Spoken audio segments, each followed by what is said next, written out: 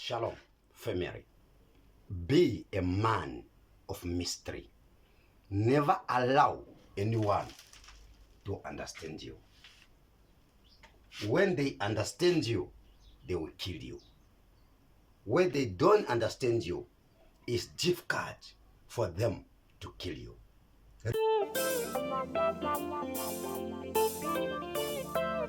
Remember, the Bible says Jesus, he used to answer in the right time of his response.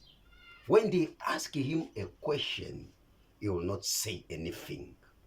But the time they did not expect Jesus to answer, Jesus will answer them. Be a man of vision, because people, they know only where you come from, but they don't know where you are going.